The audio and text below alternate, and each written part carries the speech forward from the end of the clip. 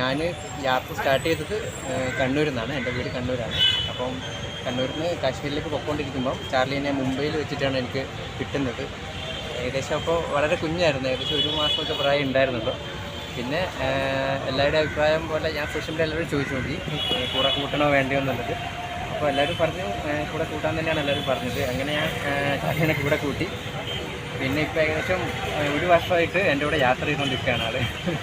Current കിട്ടുമ്പോൾ ഏകദേശം 1 മാസമൊക്കെ പ്രായം ഉണ്ടാവുള്ളൂ. മൊബൈൽ കൊളാബ ആ സൈഡിൽ നിന്നാണ്, അല്ല സൈക്കിളിലായിരുന്നു. ആ യാത്ര സൈക്കിളിൽ പോയിട്ട് പിന്നെ തിരിച്ച് കേരളത്തിൽ വന്നതിന് ശേഷമാണ് ബൈക്കിലോട്ട്. അപ്പം തിരുവനന്തപുരത്തേക്കാണ് പോകുന്നത്. ഇപ്പോൾ കാസർഗോഡ് നിന്ന് ഈ യാത്ര തുടങ്ങി.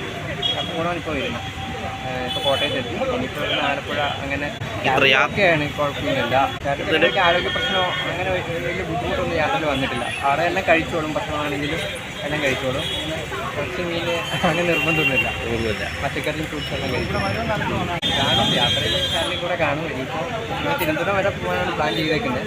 അത് കഴിഞ്ഞിട്ട് ഇന്ത്യക്ക് പുറത്തോട്ട് പോകാനുള്ളൊരു, ഞാൻ ഡിഗ്രി കഴിഞ്ഞിട്ടാണ് ഇപ്പോൾ ഈ യാത്ര ഇറങ്ങിയത്. യാത്രാ ചെലവുകളൊക്കെ പകരമായിരുന്നു. ആദ്യമൊക്കെ പഠിക്കുമ്പോൾ തന്നെ വർക്ക് ചെയ്യായിരുന്നു. ഇതിലൊക്കെ പാർട്ട് ടൈമായിട്ട് വർക്ക് ചെയ്യും.